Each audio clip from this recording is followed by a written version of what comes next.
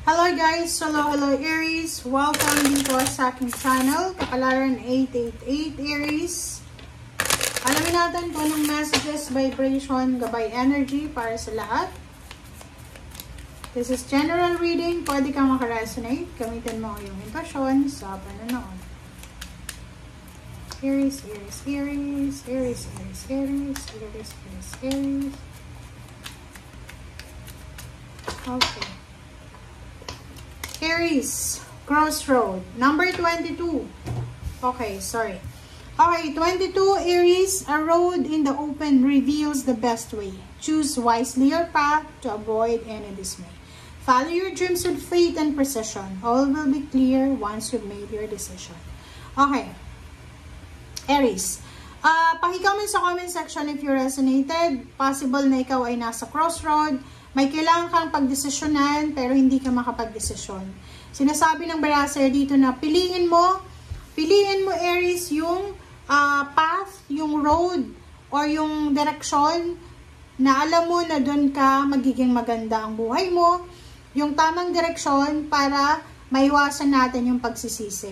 Sundin mo yung pangarap mo sa buhay, have faith, and lahat yan ay magiging maayos.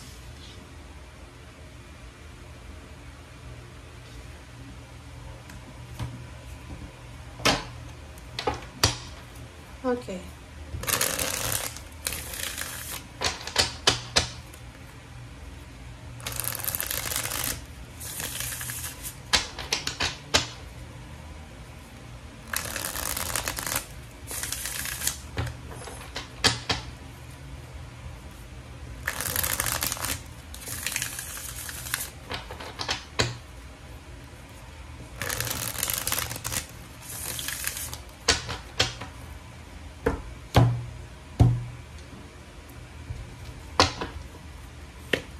Okay, Aries.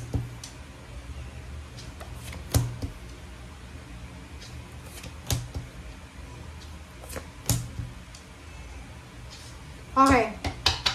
Reverse yung empowerment. Nakakaloka. Aries. Meron ditong Aries na pagod ka na. Sobrang stress. Sobrang pagod, sobrang imbalance.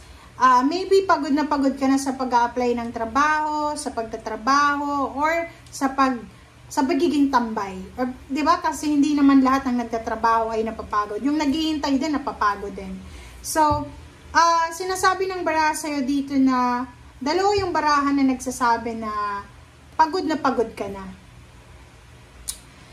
Pero, ang sitwasyon mo kasi ganito nasa crossroad ka kasi, yung halimbawa, ang tagal mo ng unemployed. Okay? Ang tagal mo ng unemployed, pero masyado tayong mapili sa trabaho. Parang ganun. Pagod ka na sa pag-a-apply ng trabaho. Kasi mayroon kang prospect na trabaho. Ito yung gusto ko Pero walang opening sa ganun Umabot na ng taon, umabot na ng buwan, pero wala pa rin. So, sinasabi ng bara sa'yo dito na Aries, kung gusto mo daw, kasi empowerment to, reverse, parang sinasabi mo na ang dami mong rason marami kang rason para i-justify yung decision mo.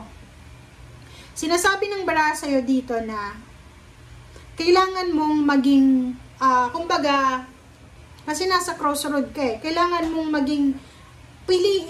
maging courageous ka na piliin yung tama.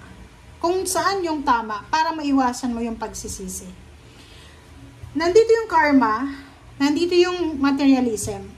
Sinasabi ng bara sa'yo, if you are rich, kung mayaman na mayaman ka, Aries, okay lang siguro maging materialistic. Pero, kahit mayaman na mayaman ka na, yung pagiging materialistic natin, ay hindi yun dapat gawin or dapat nating i-practice.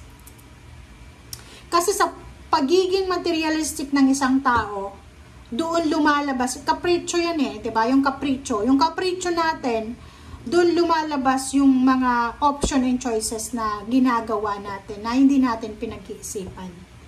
Okay? Yung parang, Sa ibang kaso to, sa ibang scenario, dahil sa pagiging materialistic, nakakagawa ng mga bawal na gawain. Diba? Pumapasok sa mga trabahong bawal, kapit sa patalim, or sa kung ano paman.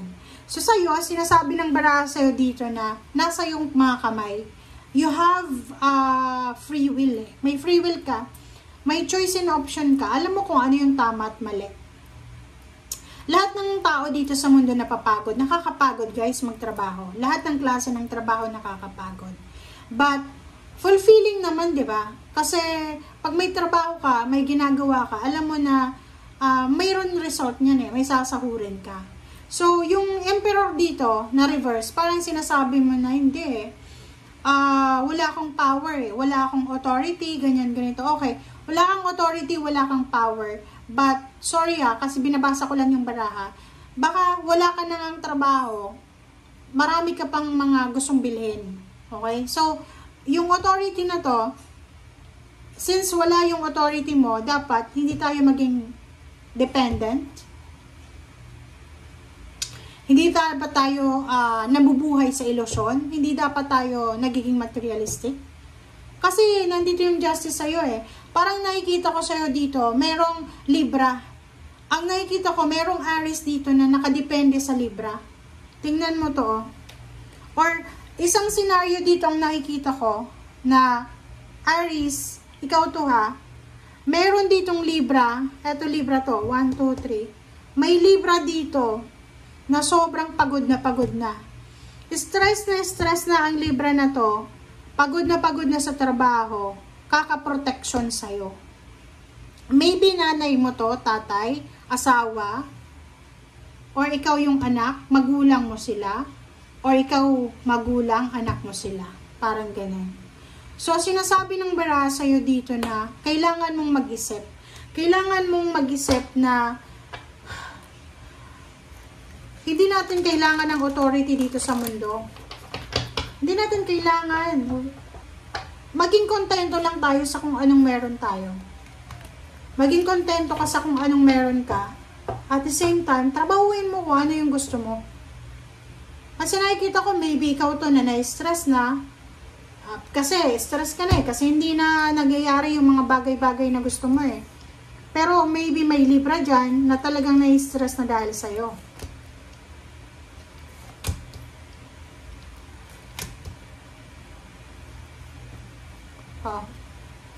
Sa ilalim mo to. Problema sa pera. Pagbabalanse sa pera, yun yung parang problema.